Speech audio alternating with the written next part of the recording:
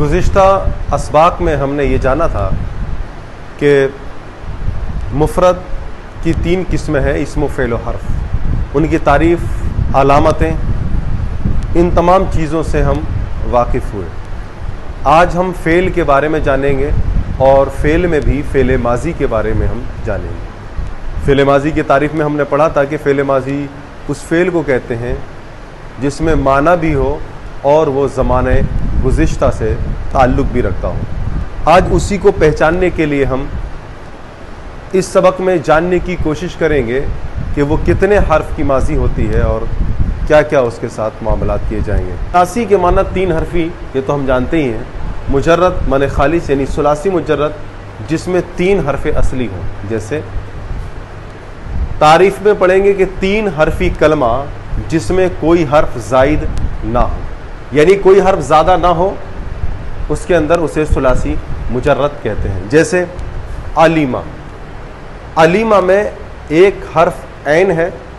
सरफियों की इस्तिलाह में इस हर्फ को कलमा भी कहते हैं, यानी कि सरफी हजरात ऐन हर्फ को ऐन कलमा कहते हैं क्योंकि ये उनकी अपनी इस्तिलाह है और इस्तिलाह में किसी का कोई झगड़ा नहीं है। सरफियों की इस्तिलाह में ऐन हर्फ को भी वो कलमा कहते हैं क्योंकि वो तालील से बहस करते हैं, इसलिए उसको वो कलमा भी कह देते हैं। लाम एक कलमा है और मीम एक कलमा है। इन 3 हर्फों से मिलकर के जो ये बना है ये फ़ेल माज़ी है और इसमें तीनों हर्फ असली कहलाएंगे।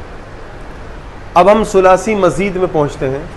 सुलासी मज़ीद यानी 3 हरफी कलमा, यानी असली हुरूफ तो उसके 3 ही होंगे लेकिन उसमें कोई हर्फ ज़ायद भी होगा।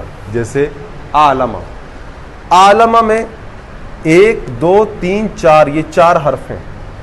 सरफी हजरात कहते हैं कि ये ऐन कलमा है, ये लाम कलमा है, ये फ़े कलमा है, हालांकि ये मीम है।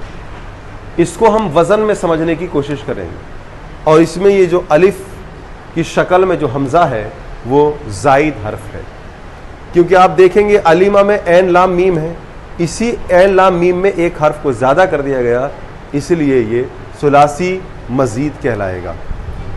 इसे समझने के लिए हमें वज़न पर गौर करना होगा कि वज़न क्या है।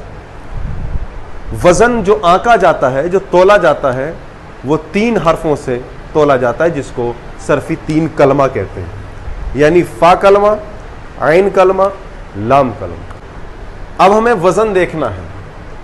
सुलासी हर्फ है, सुलासी मुजर्रद है, फ़े ऐन लाम, ये किसी भी चीज़ का स्ट्रक्चर होता है, बुनियादी हिस्सा होता है। जैसे फ़े कलमा, ऐन कलमा, लाम कलमा। अब यहाँ से हमने जाना कि ये जो अलीमा है ये फ़ईला के वज़न पर है, यानी फ़ईला के वज़न पर है, यानी जितने हर्फ अलीमा में हैं उतने ही हर्फ ये फ़े ऐन लाम फ़ईला पर भी। तो ऐन फ़ा कलमा की जगह हुआ, जैसे आ और फ़ा। इधर ली ये ऐन कलमा की जगह पर है, इसलिए इस लाम को ऐन कलमा कहा जाएगा। इसी तरीके से मीम ये लाम कलमा की जगह है, इसलिए इसको लाम कलमा कहा जाएगा। हालांकि ये हर्फ मीम है लेकिन ये इसके वज़न पर है, इसलिए इसको लाम कलमा कहा जाएगा। आगे चलते हैं। दूसरी जो सुलासी मज़ीद की मिसाल थी, जैसे अफ़आला और आलमा। इस आलमा को वज़न पर लाएंगे अफ़ाला के, और यहाँ जो हमज़ा होगा वो इसके वज़न पर है। और ये वज़न इसलिए नहीं कहा क्योंकि किसी भी चीज़ का जो सुलासी मुजर्रद में जो स्ट्रक्चर होता है वो ये 3 होते हैं, फ़े ऐन लाम। हमने यहाँ देखा कि ऐन फ़ा कलमा की जगह पर यहाँ ये ऐन ये फ़ा की जगह पर है, और यहाँ लाम ये ऐन की जगह पर है, और मीम जो है वो लाम की जगह है। और 3 ही सुलासी मुजर्रद हो या मज़ीद फ़ी हो, उसमें 3 ही हरफ़े असली होते हैं।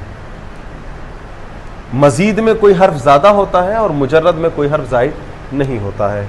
अब यहाँ हमने देखा कि ये जो हमज़ा है अलिफ की शक्ल में,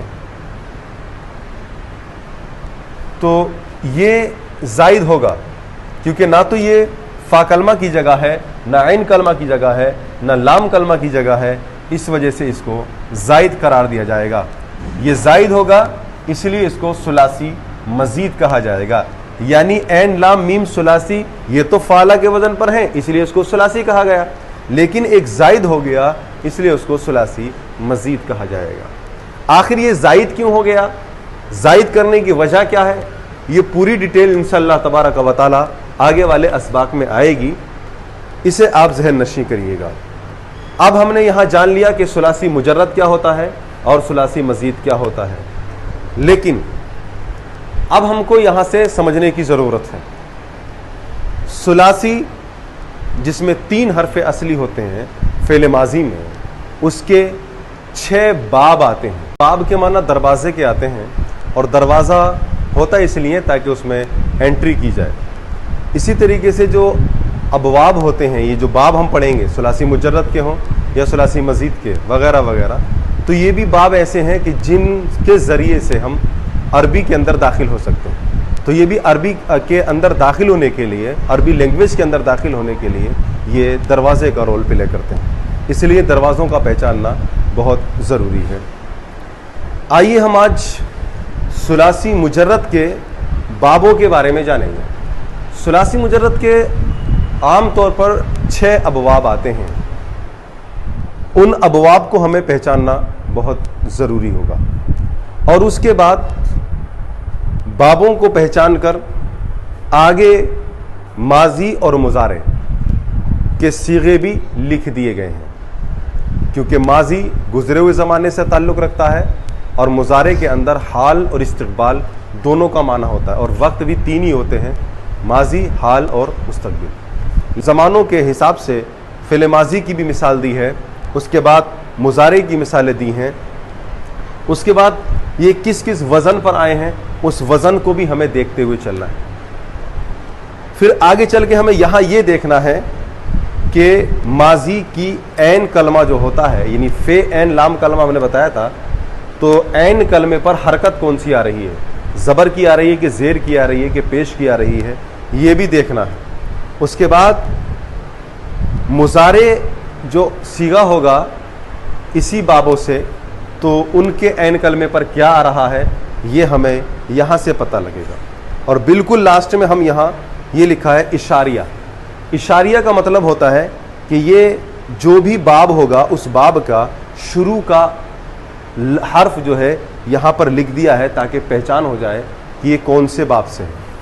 अब इन तमाम खाके को जो हम समझ गए इजमाली तौर पर, अब कुछ तफसीली तौर पर हम यहाँ पर इस पर तज़किरा करेंगे। जैसे यहाँ पर बाब लिखा है, तो सुलासी मुजर्रद का पहला बाब आता है नसरा यनसुरु के, यानी नसरा यनसुरु कहलाता है। नसरा ये फ़िल माजी है और यनसुरु ये फ़िल मुजारे है। अब ये फ़िल माजी का जो ये फ़िल माजी है नसरा, ये वज़न पर है फ़आला के। जैसे गुज़िश्ता मिसालों में हमने माजी की पढ़ा था, जिससे कतला, उसने कत्ल किया। अब इसी तरीके से पहला जो बाब होगा उसमें ऐन कलमा जो होगा वो ज़बर होगा ऐन कलमे पर, यानी वो मफ्तू कहलाएगा, जैसे नसरा यनसुरु।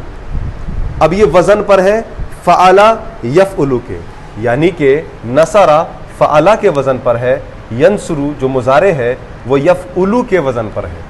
मैन रोल है ऐन कलमे का, चाहे वो माजी में हो या मुजारे में हो। अब हमने देखा कि नसरा ये फ़आला के वज़न पर है, नून फ़ा कलमा की जगह, स्वाद ऐन कलमा की जगह, और मैन जो देखना है हमें वो ऐन कलमा को ही देखना है। अब यहाँ ऐन कलमे पर माजी में स्वाद पर जो ऐन कलमा है उस पर फ़तह है, इसको कहेंगे माजी मफ्तूहुल ऐन, यानी है माजी का सीगा लेकिन ऐन कलमा उसका मफ्तू है, यानी ज़बर है। अब यहाँ मुजारे में आएंगे, तो मुजारे में एक हर्फ या जो है वो अलामत मुजारा की है, कोई ये जायद हर्फ नहीं है, क्योंकि जब हमें माजी पहचानना है फिर हमें मुजारे को भी पहचानना है, वरना अगर ये या ना होती तो हम मुजारे को कैसे पहचान पाते। हालांकि इसके बनाने का कायदा तमाम चीज़ें हम सीखेंगे, लेकिन अभी हमें इतना जानना है कि ये जो या लगी है वो अलामत की है, उस अलामत की या को हम थोड़ा अलग कर देते हैं। उसके बाद नून बचा, इधर भी नून था इधर भी नून, ऐसे यफ़उलु में जो वज़न पर है या को हटा दीजिए, फ़ा कलमा की जगह नून इधर आ गया, और या तो अलामत की है, इसको तो छोड़िए, मुजारे की अलामत है। इधर ऐन कलमा, इधर स्वाद ऐन कलमा, इधर लाम कलमा, इधर रा लाम कलमा। तो इस स्वाद पर जो कि ऐन कलमा है मुजारा का, इसको कहते हैं मुजारे मज़मूमुल ऐन, यानी वो मुजारे जिसका ऐन कलमे पर पेश आता है। वज़न भी हो गए माजी और मुजारे के। अब यहाँ माजी में ऐन पर जो भी बताया मफ्तू है यानी ज़बर है, और ऐन मुजारा यानी मुजारे के ऐन कलमे पर ये पेश है। लेकिन ये बाब कौन सा कहलाएगा? ये बाब क्योंकि नून लिखा हुआ है, ये नसरा यंसुरु वाला बाब कहलाएगा।